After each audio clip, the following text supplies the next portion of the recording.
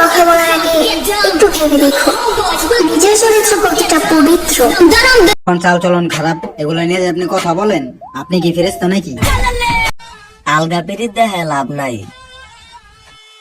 মানুষ চিনা শেষ। জায়গায় জায়গায় মানুষের ভুল ধরা বন্ধ করো, তুমি তো আর ফেরেশতা না। একটা জিনিস বুঝি না, যাদের নিজেদের এত কেচ্ছা তারা অন্যের বিচার কি করে করে?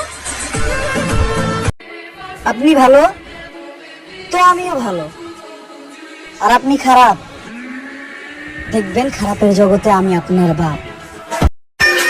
সবাই ভালো ব্যবহারের যোগ্য হয় না, মাঝে মাঝে যে যেমন করে তার সাথে তেমন করতে হয়। এটা অসভ্যতা না, প্রয়োজনীয়তা। যেটা খারাপ সেটা খারাপ বলতেই শেখো। মিথ্যা বলে ভদ্র হওয়ার থেকে সত্যি বলে বেয়াদব হওয়া অনেক ভালো। কচু পাতা দেখেছো নিশ্চয়ই, বাহিরে সবুজ ভেতরে চুলকানিতে ভরা, ঠিক এরকম আমরা আশেপাশে কিছু কিছু মানুষ আছে যারা ভিতরে অকর্খাজনিতে ভরা কিন্তু বাইরে দেয়া ভালো মানুষের মুখোশ পরা, ঠিক না? হ্যাঁ, আপনারা কিন্তু কারোর ভদ্রতাকে কখনোই দুর্বল ভাবে ভাববেন না। একটা ব্যক্তি আপনার সাথে খুব ভদ্রভাবে কথা বলছে বলেই যে সে খুব দুর্বল, ব্যাপারটা কিন্তু এমন নয়। যদি সেই ভদ্রতাকে সাইডে রাখে তখন কিন্তু আপনি তার চোখের দিকে তাকিয়ে কথা বলতেও ভয় পাবেন। এর জন্য ভদ্রতাকে কখনোই দুর্বলতা ভাববেন না।